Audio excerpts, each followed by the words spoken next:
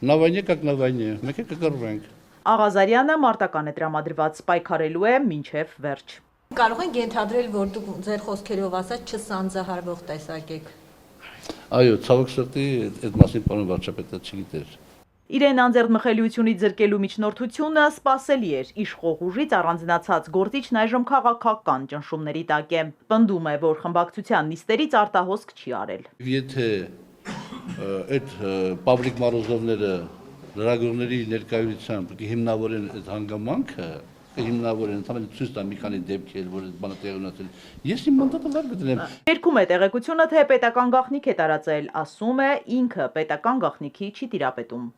Իսկ եթե խաշի սեղանի շուրջ որևէ պաշտոնյա, ամենաբարձր աստիճան պաշտոնյա, ամենաթեկուզ Նիկոլ Փաշինյանը, որևէ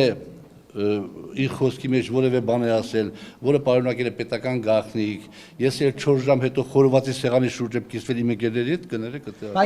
Աղազարյանն ասում է, եթե իրեն խելոք չպահի, չենթարկվի քննիչների օրինական պահանջներին, հնարավոր է գործը նաև կալանքի հասնի։ Ինչ որ պիտի ասեմ, ասելու եմ, թեկուզ կալանքի բարի լինեմ, էլի ասելու եմ,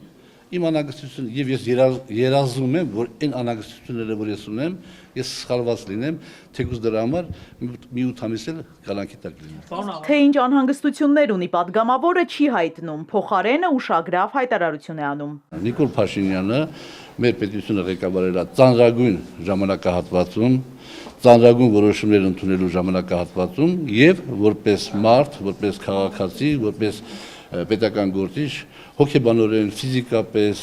բարոյապես նաև ինքը սպառվել է եւ պետք է գնա հանգիստը։ Հովիկ Աղազարյանը խորհրդարան էր եկել մասնակցելու տնտեսական հանձնաժողովի նիստին, որին մասնակցում էին տնտեսական բլոկի ղեկավարները։ Պետ նախագահը դժգոհ չէ եկամուտների հայտարարագրման գործընթացի տեմպից։ Մինչև հիմա հայտարարագիր է լրացրել 12,000 քաղաքացի, 750 հազարից։ Կան բազմաթիվ մարդիկ, ովքեր որ ստացել են սոցիալական կրեդիտ։ Հայաստանում աշխատող բոլոր քաղաքացիները մինչև նոյեմբերի 1-ը պետք է հայտարարագրեն նախորդ տարվա եկամուտները, հակառակ դեպքում տուգանվելու են։ Այն դեպքերում, երբ որ այդ ID քարտերի թողարկման պատճառով կուշանա հայտարարագիր լրացնելը, պետությունը հնարավորություն կտա քաղաքացուն ուշ լրացնել։ Պետ նախագահը համամիտ չէ դիտարկմանը, թե իրենք հարկային տեռոր են իրականացնում եւ որ բյուջեի դեֆիցիտը լրացնելու համար, այսպես ասած, քերթում են տնտեսվարողներին։ Ոչ։ Ինչը ոչ։ Ասում չեք քերթում։ Իզաբելլա Հովհաննիսյան, Հարություն Հովսեփյան, Էպիկենտրոն։